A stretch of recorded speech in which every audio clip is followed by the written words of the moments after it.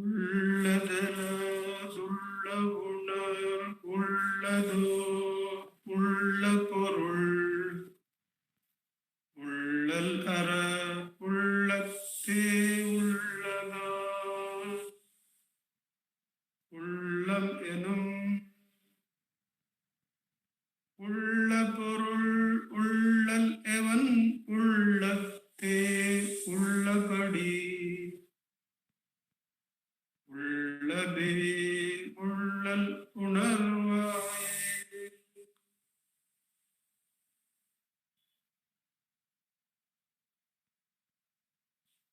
Namo Ramanacentre. With Bhagavan's immense grace, we have been meditating on the verses of Ulladu Narpadu. We are in the Anubhava segment, the Jnana Anubhava segment, and some of these verses are the Upadesha coming out of that Anubhava is also there. This verse is a pure Anubhava verse. The verse we find ourselves in verse number 33. Ennai ariyen naan, ennai arindhen naan, ennal nagaipukku idanagum, ennai தனை விடயமாக்க இரு தானுண்டோ ஒன்றாய் அனைவர் அனுபூதி உண்மையால் என்னை அறியேன் நான் என்னை அறிந்தேன் நான் என்னல் நகைப்புக்கு இடனாகும் என்னை தனை விடயமாக்க இரு தானுண்டோ ஒன்றாய் அனைவர் அனுபூதி உண்மையால் ஓ. So we are coming to the confluence of the jnana and the surrender paths, the two paths. We find that they meet at the final toll gate of who am I? And there they merge. The jnana as well as the ajnana marga. Ajnana marga is I do not know. I am after all a small jiva. How can I know? I cannot know. That is another path to truth. So these are the only two paths, that is bhakti, where the jiva accepts its limitations and says that it is completely ignorant of who God is. And the other path is taking the upadesha of the jnani that you are that jnana. If that jnana is the only reality, you have to be the dasaman. So hold jnana and let go of everything that is anya till the jnana is reached. Whereas in Atma Jnana, both these get merged, absorbed or redundant, whatever way you want to look at it. So what are these two paths? Let us look at it a little bit before coming into Atma Jnana. I will also throw in some astonishing discovery in physics, says a physicist called Rivoli, and how it connects to Atma Vichara. We'll try to see. And then we will come to the second sentence, third sentence in this verse. That is, Ennai ariyen naan, ennai arindhen naan. Ennai ariyen naan is the path, let us say, of not knowing. How can one hold not knowing and come to God? That is there. That is the path of surrender. In fact, the scientists have become wiser these days. They have devised a path called pursuit of ignorance.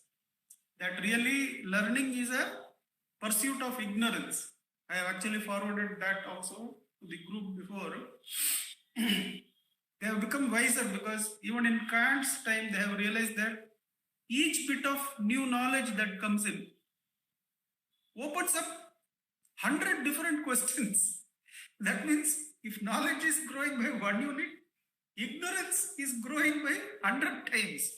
So they are wiser to that, and nowadays they don't value just accumulation of data as knowledge. They call learning as pursuit of intelligence, not as it is different from stupidity, but it is pursuit of ignorance, not knowing. And the who is at the apex of this not knowing, you leave the bhakti marga. The bhakti marga is the real not knowing, and why you cannot know as a jiva the scheme of things or the knowledge of God or who God is. We cannot know, and we surrender unconditionally. But you may find it interesting or strange to know that scientists also have come, and you can tell your children who are going to school that they are pursuing bhakti. They are pursuing that they can never know.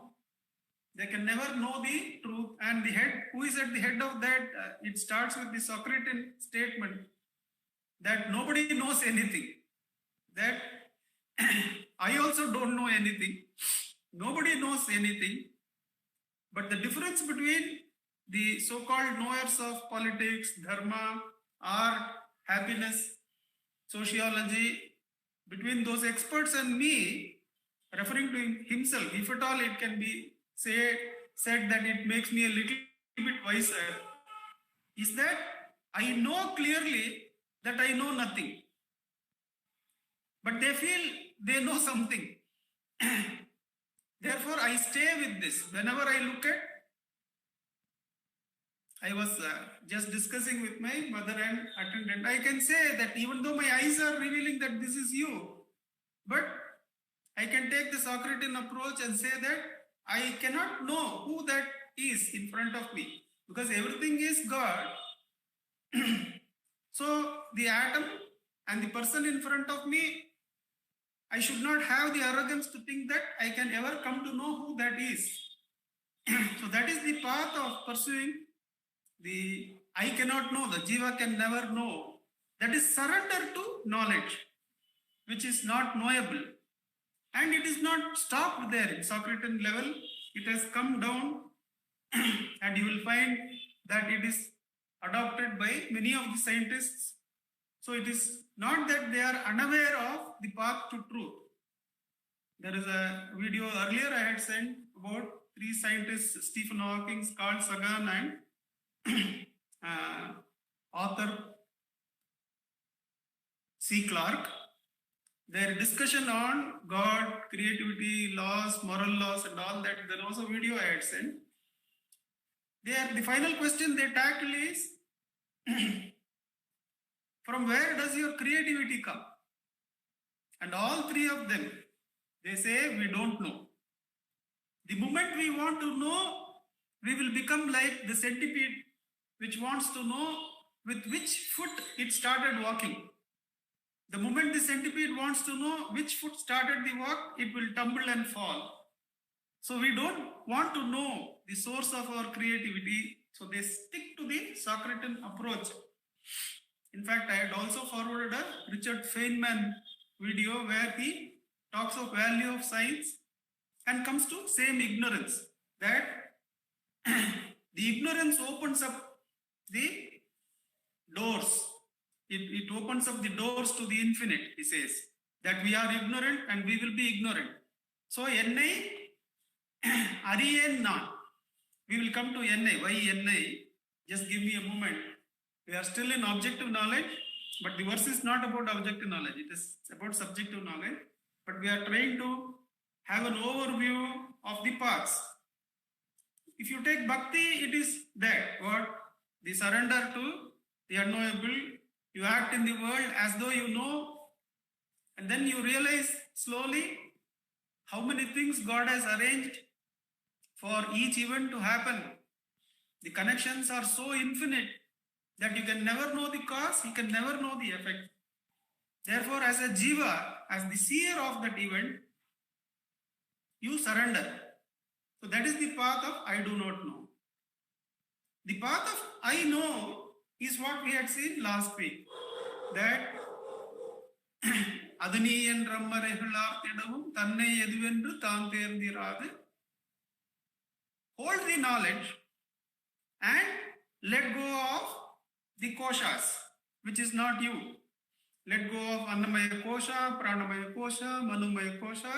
But holding what? Holding the arivu, holding knowledge. Let go of whatever can be let go. There is an interesting episode.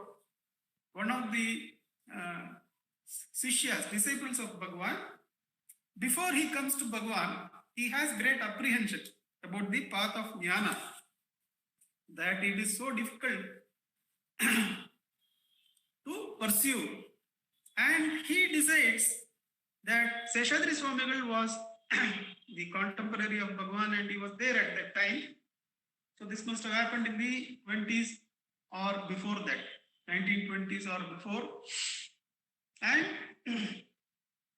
he goes to Seshadri Swamigal and says, I want to approach Brahmana Swami for the Jnana Marga, but I am afraid that it is such a tough path for me to follow and that fear is not going away. So I want your blessings. And Seshadri Swamigal says, what is there to be afraid of in Jnana Marga?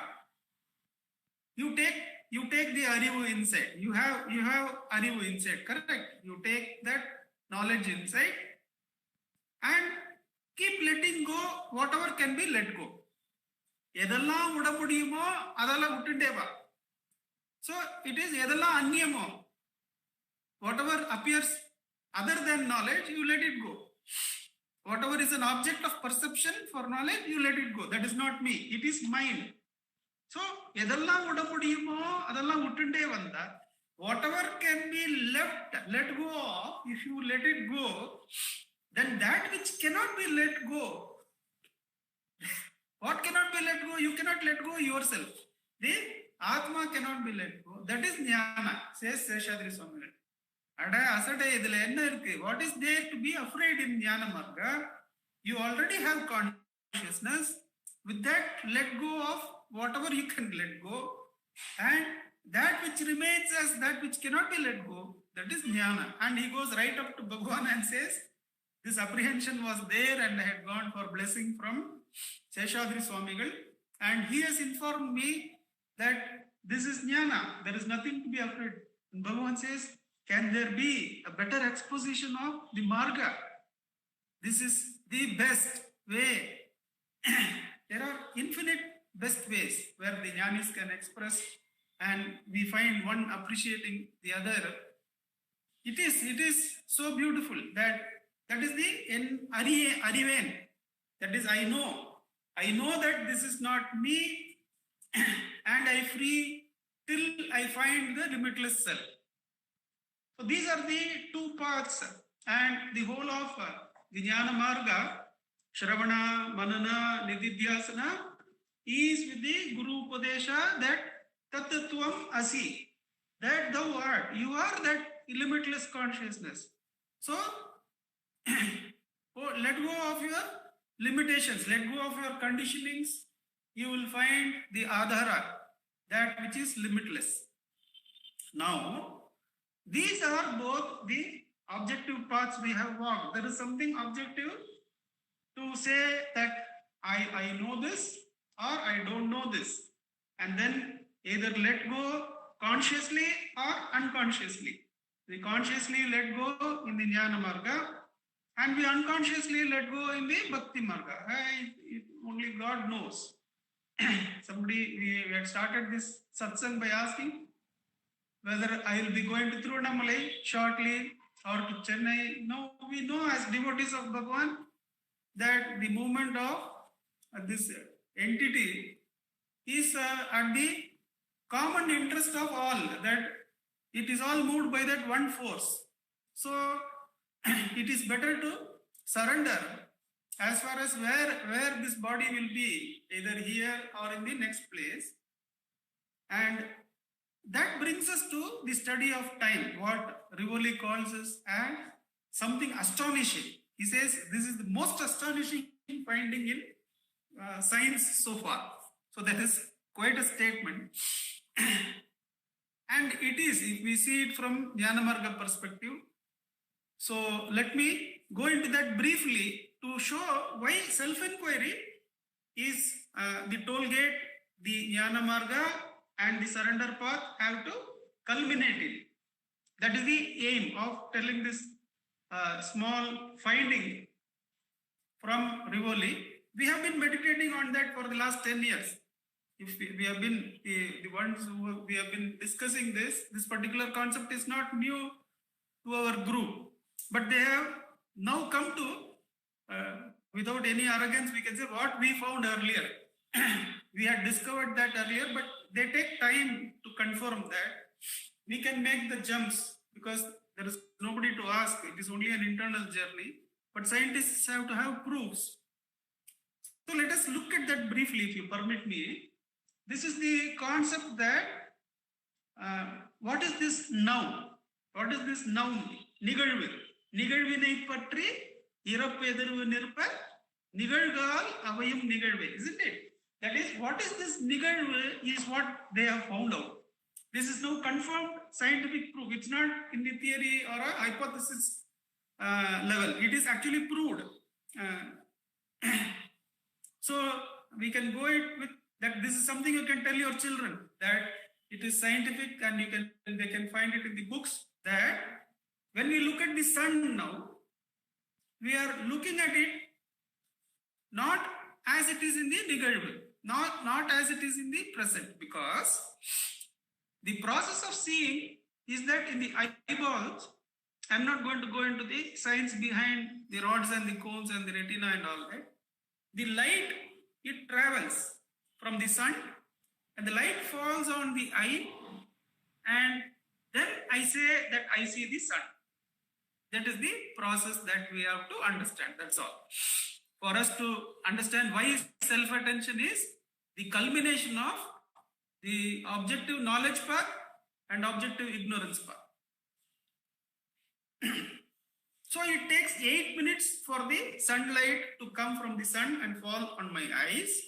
So what I see is sun as it was 8 minutes ago, not the sun as it is now.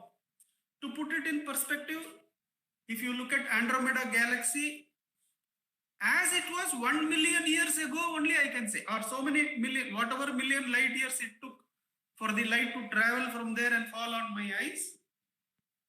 This, we had discussed this some 10 years back itself, when I had brought in a report from a scientist talking in the Ramakrishna ashram. He had brought this time difference, that we don't see the sun as it is now.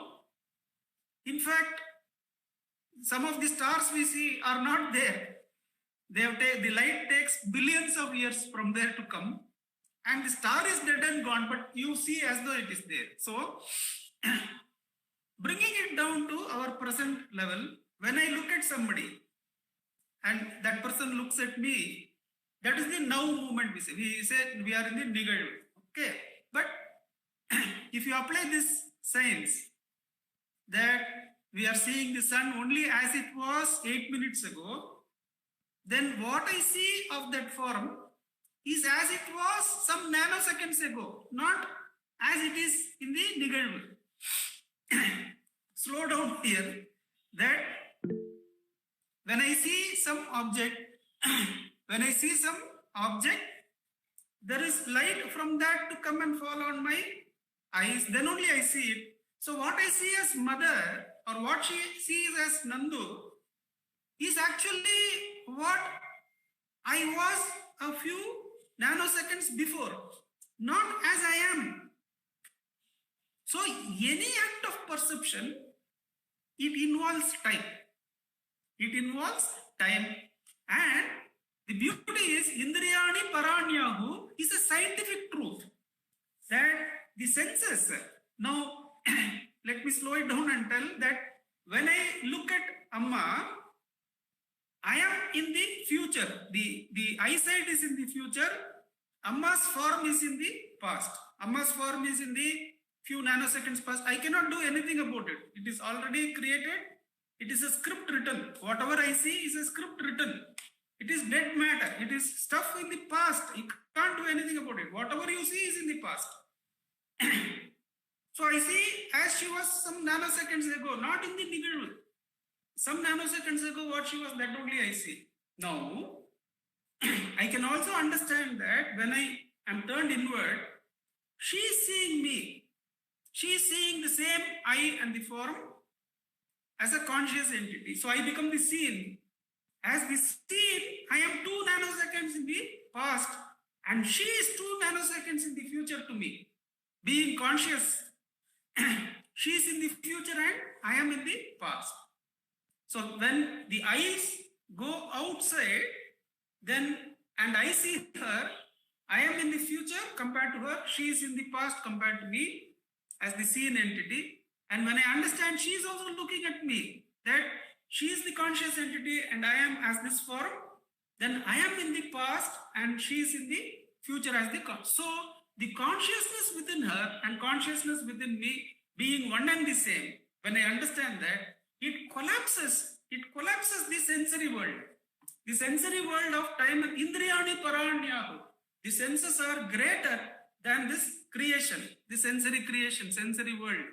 That if I understand that some perceiving entity is standing at the other end of creation, I don't even need to do that. If I understand, if I go out, I get trapped in time and space. If the consciousness doesn't use the Indriya, if it is turned inward, it is free of time and space. Actually, the scientific finding is actually it is free. When it is turned inward, it is free of the sensory time and space. This is not theory, this is not hypothesis. And it was at hypothesis state for us because I had made those jumps at that time. And we are going to make some jumps now because the scientists now go back to the sensory world. They want to explain how the sensory world goes on. But now if you take it inward, then what happens at the thought level? When I perceive another thought, when I am the seer and the thought is the seen, then the same rule must apply that the thought is the seen. Therefore, it is as it was a few nanoseconds or whatever applies there in the past. So it is only a created form I can see. But here comes the twist that as the senses are greater than the entire world of billions of light years, let us say, of time and space, the gap between one thought and another is either that entire world's time and space or absolutely fraction of it. It is like Anjaneya Swami. The gap between thoughts is like it can Anurohaniya Mahatamuhi. It can cover the whole created cosmos, or it can be exploring the Planck's length, which is said to be the absolute smallest distance that can be measured in quantum physics. So depending on that, the gap between thought can be there. That means it is of a far different scale than the sensory world. When consciousness, thought is much more powerful, they say, than the sensory world, isn't it? That's why we are able to think and then do. So there, the gap, it is not only that we are seeing a thought in the past. How much in the past, we can't say, because it can be, it could have been created at the beginning of time. Like when we think of thoughts like waking state, dream state, deep sleep state, Surya, Chandra, when we think of time, the concept of time itself. Now, what is the gap between Aham and the concept of time? When was the concept of time created? So, the gap between one thought and another could be anything, but still it is in the past. The scene is in the past. If we can see that, then the self-attention, the ray of light looking at itself, is alone seeing the truth of all the objects in the now. To see the truth of any object, whether Surya, Chandra, the sensory, entire cosmos, money, not money, pleasure, pain, everything. If you want to see the truth of it now, then the self-attention, the Atmanishta is the only way. The moment you see, that's why Bhagavan says, the moment he came to Arunachala and saw Arunachala with his eyes, Arunachala drove his mind inward. Arey, this is not my form. Don't look and be carried away that this is my final form. No, I have taken this as abode. This is not my final form. Because as soon as I saw, he says, Kandavan evanena karuttinul nade. Arunachala drove his mind inward, or he took his mind inward, whichever way we want to look at it. If you want the Jnana Marga, you can say Bhagavan took his consciousness inside. If you want Bhakti Marga, you can say Arunachala drove his mind inward. But either way, he writes, Kandavan evanena karuttinul nada. He was no more occupied by the form of Arunachala. Who is seeing? And that is the real seeing of Arunachala's form. That the Atmanishto Bhavatvam, Kandavan evan, because Kanbadu involves time. Kanbadu involves time. And whatever you see is in the past.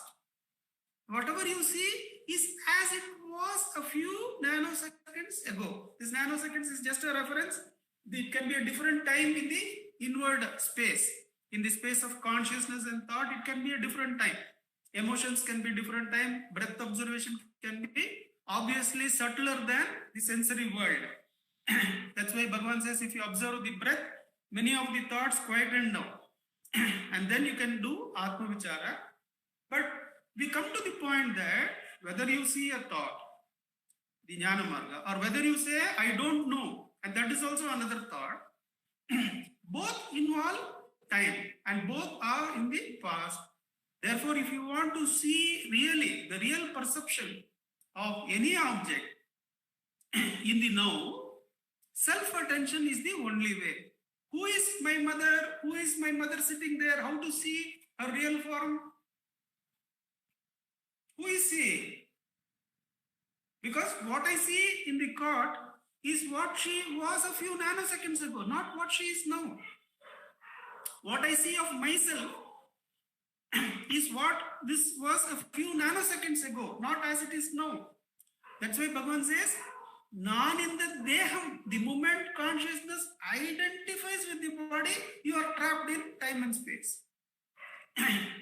Nam udambel, nal not, you don't even need to see. If you identify with the eye, you are trapped in time and space. Nam udambel, nal not tul nam padugo.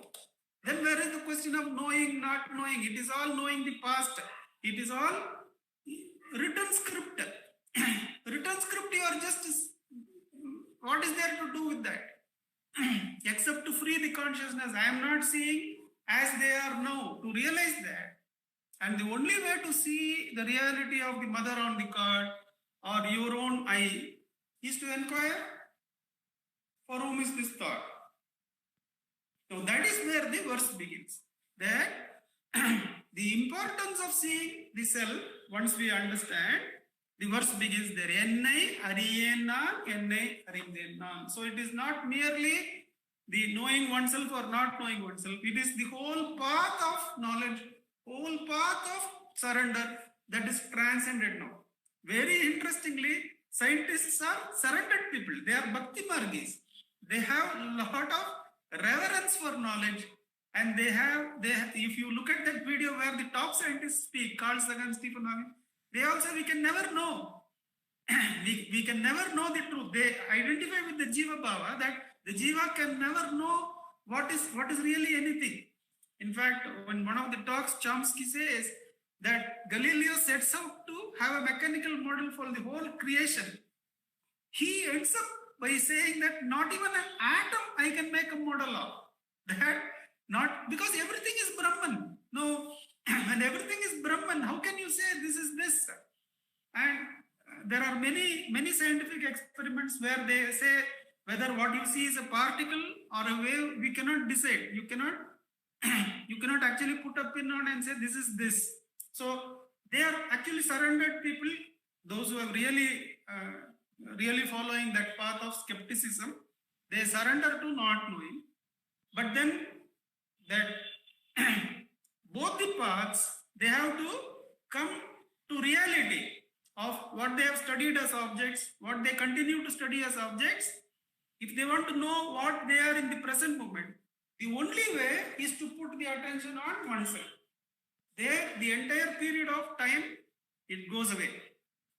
So, the time and place go away, self-attention alone is there. There also, now can you say that Ennai Ariyen Nan or Ennai Arinden Nan? Can we say both the paths of ignorance or surrender and knowledge are no more usable? You have to be in Mauna. When you are the surrendered person, you can respond. Will you be coming to Tiruvannamalai? You can say, I don't know. Bhagavan has to arrange. Now, Jnana Marga and the self-attention are not explainable. You have to be just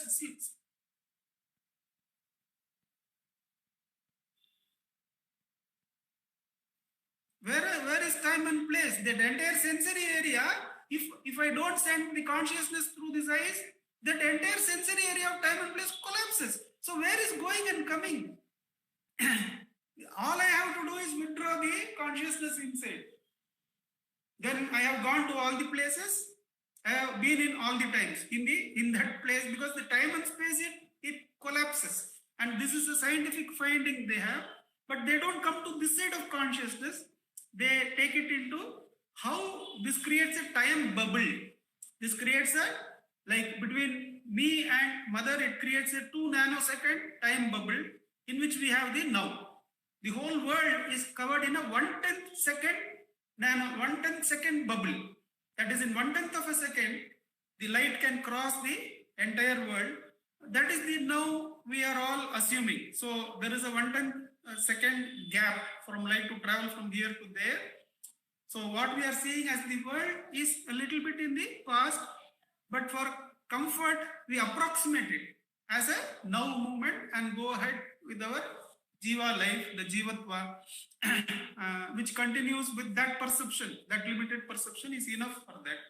But for those who are interested in truth, self-attention is the only way to see what is the reality of Artha. Once you see that, in the Atma Vicharam, can we say Ennai Ariyen Nan, Ennai Arinden Nan? And in many of the speakers who speak about Bhagavan or Atma Vicharam and all, you find humility. They say, no, I don't have this knowledge. Before making their speech, I am speaking out of connecting the things or belief in Bhagavan. Now, in Bhagavan is saying there is no need to say that. There is the saying that doesn't make anything. Instead of that, you can ask, for whom is this need to say I do not know? Or for whom is this need to say I know? And get an appreciation. Can there be a knowing? Can there be a not knowing? Ennai Ariyen Nan, Ennai Arinden Nan, Ennal Nagaipukku Idanagu. To the Jnani, this is something that is subject of ridicule or laughter or mirth, says Bhagavan. Why so? Tanai vidayamaka iruthanundo. So we have covered that gamut of the path of knowledge, the path of surrender, and then come that the objective never reveals the things as they are in the now, only self-attention. And in self-attention, can we say that self-attention is knowing or not knowing? That is the question we are taking now. Ennal nagaipukku idanagum ennai tanai vidayamaka iruthanundo. Are there two selves to make one as object of another? That are there two selves for one to be the object of another? Now, the Mayaham that we read in Aksharamanamala again and again, that Mayaham, it does not have the other self. The Mayaham is the true self. The Aham of Ishvara, the self of Ishvara, does not have the non-self. Everything is he only, everything is the I only. So there the Akanda Akara Vritti is there. The Akanda Akara Vritti or Akanda Akara Aham Vritti is there.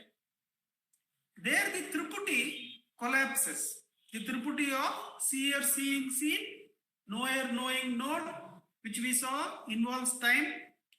And we can recall the Upadesha of Bhagavan to Humphreys. What does he say? He says, don't go after phenomena which are multiple.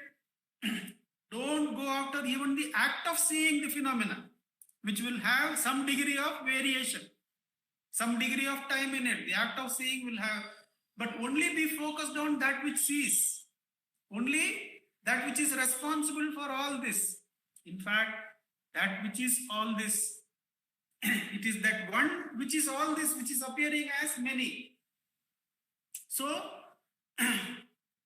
Tanai Vidayamaka Irutanundu. Can one be the object of oneself? Are there two selves for one to be the object of another? Tanai Vidayamaka Irutanundu. Ondrai Anaivaranu Budi Unmaya. The Jnanis, they find that the Atma, the self, is one. And even the normal persons, when you ask, though they may be playing many roles, though they may be playing the role as an office goer, as a father or mother, as a musician, as a dancer, but how many of them are there? If you ask, what will they tell? There is only one. There is only one person inside. And for that, we give ourselves a name. We give ourselves the name of so and so and so and so. And when you come to Guru Vachaka Kovai, Bhagavan says that the I is the real name of everybody, is the first name of everyone, of even the great deities. If you ask Ishvara also, he goes directly to the Ishvara, then he will call himself as I. So that Aham Nama Abhavat, he quotes from Upanishad and say that to inquire into the I is to inquire into all the names. And in another verse he says, the name and form are one and the same. The form is filled with the energy of the Nama. So everything is filled with the Aham Nama. Whatever you see is filled with, is permeated with the I. So when you look at the I, you are simultaneously holding everything. It is the simultaneous fulfillment of all desires, they say. It is the simultaneity of everything. Let us look at the story of Ganesh Nanna's Amma. I think her name is Nagalakshmi Amma. Nagu is the short form, they say, and whether I deserve it or not, I take that privilege because I'm not able to recollect the whole name. But that great Amma, that great Jnani, when she first comes to the stable of Bhagavan, to Bhagavan's ashram, as a just married youngster to T.N. Venkatraman sir, very, very young lady. Those days the marriages were at very young age. Now she sees two people from either Chennai or Delhi, two varying accounts are there. They are wearing very nice sarees, silk sarees. And she says, this is looking good. That's all she says. And those people, they go back after their darshana and dhyana and all that. And they promptly send some one or two sarees in parcel addressing to Nagalakshmi Amma. And the parcel, all the parcels to Ramanashram are received by Bhagavan. He sees what it is and he calls for her. And he says, Nagu, whatever you see in others is already in you. Nagalakshmi Amma says, no Bhagavan, I did not desire for the saree, but I was just appreciating its beauty. I was appreciating that it was looking good. That's all, Bhagavan. I did not want it. And he simply repeats, whatever you see in another is already in you. And in Bhagavan's teaching, how it is already in us. Actually, what we see is not what it is in reality. the reality is that the C-ray, what we see is it's for sometimes some nanoseconds in the past. Therefore, what it is now is already in me. The C-ray and all the objects in creation are already in me, in reality as the self. And the concept of beauty, is it outside me? It is in me. Therefore, when Bhagavan says it is already in you, it is far deeper than merely that desire is in you or that thought is in you. No. You are that. Tattvam Masi. That is Brahman. You are that. You are already that. The name and form is not its reality. Every object has the Sat, Chit, Ananda and Nama and Rupa. The Nama and Rupa are the unreal portion. Sat, Chit, Ananda is the reality. How to see the Sat, Chit, Ananda in objects? Only to see the Sat, Chit, Ananda in you. When you see the Sat, Chit, Ananda in you, you see the Sat, Chit, Ananda, the reality in everything. And there, when you see that the consciousness purged of all thoughts is felt as God, says Bhagavan to the Maharani. When one is in that Anubhavam, then everything is there in that consciousness purged of thoughts. From Socrates' point of view, you know nothing because no knowledge is there. From the knowledge marga part of view, you know everything because everything is that. But can you say, I know myself or I do not know myself? I know everything, I do not know everything. Because there are no thoughts, you can tell none of this. So I know everything, I do not know everything. I know myself, I do not know myself. All stand absorbed in the thought-free consciousness of seeing God, of knowing God, which can only be being God, being the thought-free consciousness. Your own form is not this form. This is something you see as you were a few nanoseconds before. If you want to see yourself or any object as it is in the now, you have to look at yourself. And everything is permeated by the I, is proved by consciousness is what permeates everything. And the attention has to be put on that I. To know everything, to be everything. All one has to do is take the ray of attention that's going outside, fix it in the I. And there is no saying, I know myself or I do not know myself.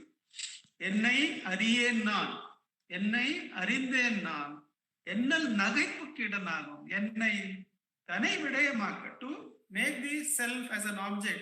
Iru thanundo, and the self is everything. Thanai vidayamaka iru thanundo, ondrai anaivaranum, that the self is one, is the anubhava of the rishi. And even it is the anubhava of the common man who says that though there are many roles he plays, how many are there inside? Fortunately, there is only one. And one has to be taken to the source, where this path of knowledge, the path of surrender or ignorance, and knowing oneself and not knowing oneself all get merged in that mauna, in that spurana. Hold that and be quiet. That spurana also will quieten down as the self is beyond even this spurana, says Bhagavan.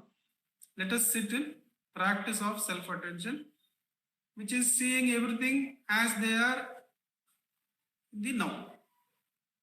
So till 8 o'clock we'll do that, and then we'll listen to Akka, who will share her experience.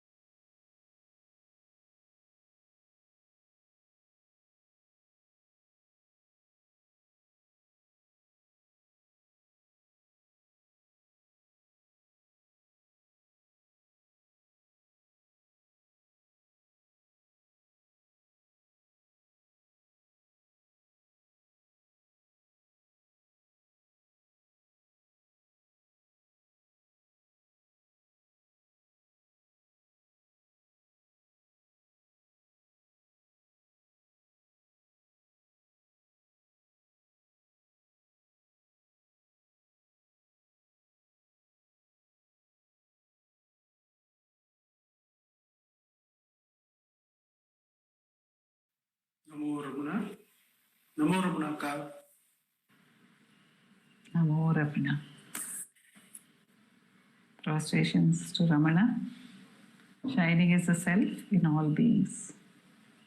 By the immense grace of the self, manifest as Ramana, in this satsang we are meditating on his work, the Ulladu Narpadu, and we are also having a session of practice of self-inquiry, wherein Nandakumarji often tells us that whenever self-inquiry is practiced, Bhagavan is very much present there. We hear of Sri Anjaneya, Yatra Yatra Raghunatha Kirtanam, Tatra Tatra Kritamastakanchalim, Bashpavari Paripurnalochanam Marutim Namata Rakshasantakam. That Maruti, who is the killer of all Rakshasas, who is the killer of all negativity, he is present wherever there is Ramanama. So wherever there is Atma Vichara, there the Atma itself, being Ramana, Ramana says he is the very self. So he has to be present, since it is to him that we are directly turning in Atma Vichara. In today's Manana, Nandakumarji took us through the understanding that if we meditate on anything else, it is something which is a product of the past.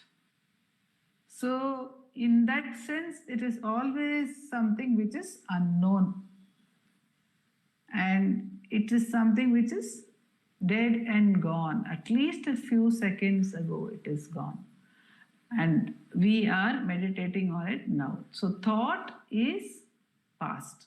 Thought is a matter of past.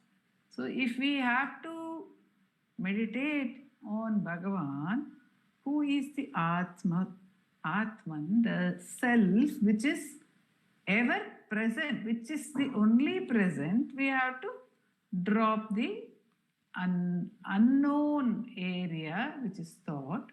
And so Bhagavan says, to say that we are unknown, I do not know myself, is also a matter of amusement. And to say I am known, to know an object also, you would are only knowing that which is in the past. So actually you are in the realm of the unknown only. So the known is also unknown in that sense. At the same time, there is the consciousness which is never unknown. Which is never unknown. And to say it is either known or unknown is to make it into an object. Tanai vidaya maka, to make oneself a vishaya. Are there two eyes? So Nandakumarji also pointed out to us that it is not only the experience of the jnani, it is the experience of one and all, that there is only one I. Although we have so many different experiences, although we have a totally different body in our dream, when we wake up, we do not feel that this entity had disappeared for a short time, was dead and gone and is reborn. There is no such thing. There is a full sense of continuity. And despite the break in deep sleep also, there is a sense of continuity. So though no matter what the changing roles, no matter what the changing experiences, the sense of I-ness always remains single, unified. There is no break in it. And everything else is only objective knowledge. So where does self-inquiry take us? He also he narrated to us the incident of Sheshadri Swamigal being approached by one of the devotees of Bhagavan. And Sheshadri Swamigal shared with him, blessed him with what is told by Bhagavan to Shiva Prakasham Pillai in the earlier part of these question answers in Who Am I? So when everything is negated, when the body is negated as not I, when the prana is negated as not I, when everything is negated as not I, everything that is known is negated as not I, and everything that may be apparently unknown is also negated, as Bhagavan tells us in Upadesha Saram, Vigraha Indriya Prana Dhi. Until this point, it looks like we are in the realm of the known. Tamaha, darkness. Na aham, naham eka sat. Na aham, they are not I. So that which is in the realm of the known or that which is in the realm of the unknown is all a part of that which the I grasps as knowledge. I do not know is also a thought for the I. I know is also equally a thought for the I. And all that is known and unknown are known as thoughts for us. They are objects, they are not the I. So self-inquiry makes us recognize that I can neither be the known nor the unknown, but I am that I which sometimes claims to know and sometimes claims not to know. So the simple path shown to us by Bhagavan is that as and when any object arises, we go back to this verse and remember that I cannot be an object. I cannot be an object that is known. This is fairly simple, little simpler. I cannot be an object that is known to me. That which my eyes see in Drik Drishya Viveka, the discrimination is taken from that which is seen to the eye which sees, then the mind which sees that which the eye sees, like that it is taken inward. So I very well know that what my eyes see physically, what my ears hear are not my ears, what my eyes see are not my eyes, they are objects. So we can apply the same logic within us and understand that a thought which is seen or known to me cannot be myself, because there are no two eyes.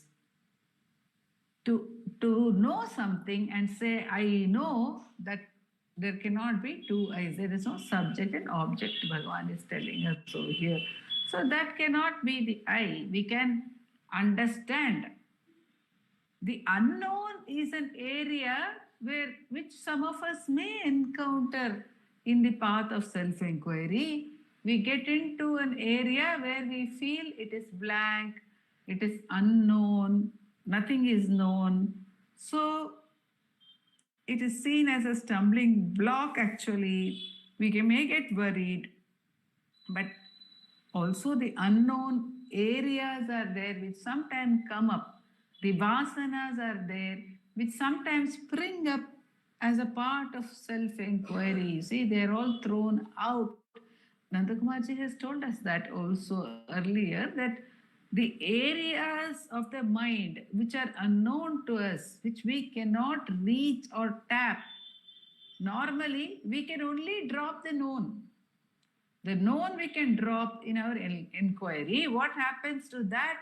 The entire vast areas of unknown, which sometimes manifest in dreams, which sometimes manifest in the sudden rise of emotions in our lives, totally unexpected reactions which we get, all that is in the realm of the unknown, and we wonder, oh, I didn't know this part of myself.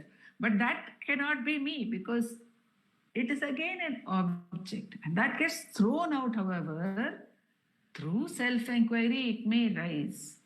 But when it rises also, Bhagavan has given us a simple formula. If it rises as a thought, and there are no two eyes.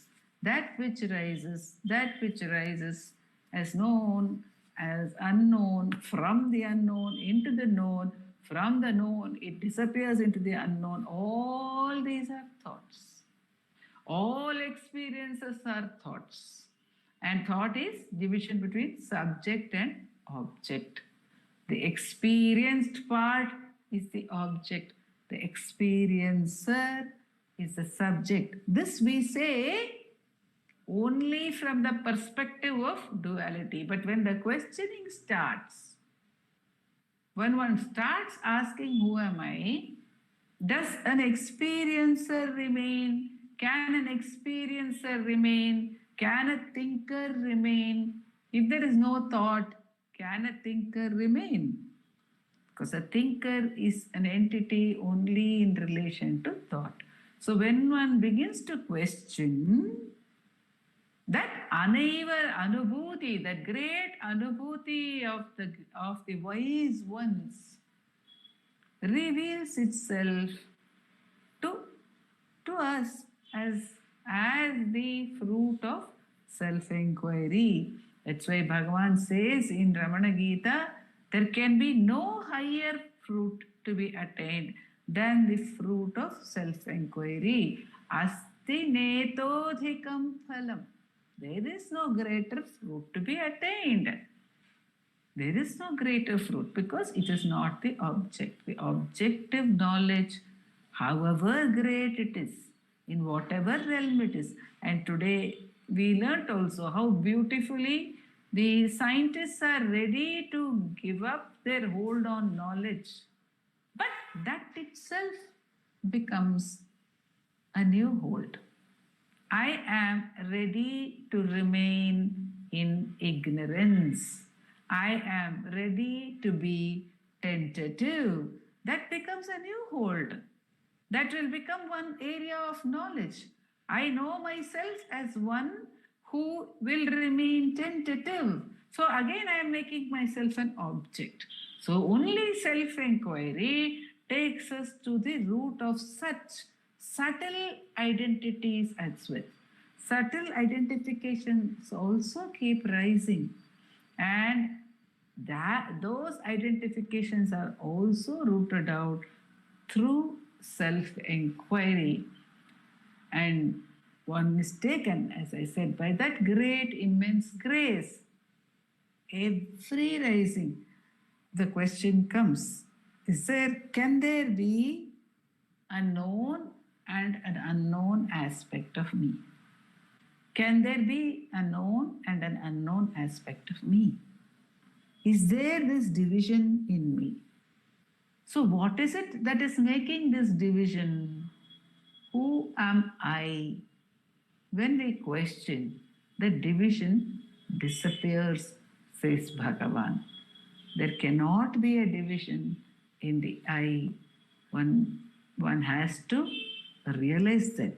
It is not a question of known or unknown. But then one may ask, how is it? Is not the self also known? It is self-revealed. It is not known as an object. It is revealed. It is self-luminous. It is just like an object is lit by light, but the light lights itself. Sunlight does not require another light to be revealed. How will we know? Many people may ask Bhagavan, they have asked Bhagavan, how do we know that that experience, if every experience is being questioned? Some of the people have asked us in satsangs also, if I have to question the rise of every knowledge, then the knowledge of the self, how will I know that it is the fullness? Bhagavan says it is self-revelatory, and at that point of that experience, since it is the fullness, since there is no duality in it, there cannot rise any thought or any question or any further doubt. So, if there is any doubt remaining in us, any doubt in any form, we can understand that we have not reached the abidance, because that is a state free of doubts, free of questions, free of all duality. Because when there is nothing to be known, where is the question of having a doubt about anything? And when there is nothing unknown, where is the question of having to learn or having any seeking whatsoever? So that state, says Bhagavan, which is beyond all dualities and in which no doubt can arise, therefore no anxiety, no fear, no disturbance of any kind can arise. That self revealed harmonious state of the self is what Bhagavan is blessing us with through every moment of self-inquiry and, of course, the final fruit of self-inquiry as steady self-abidance. Om Namo Bhagavate Shri. Namo Ramana. Thank you. Namo Ramana. Thank you.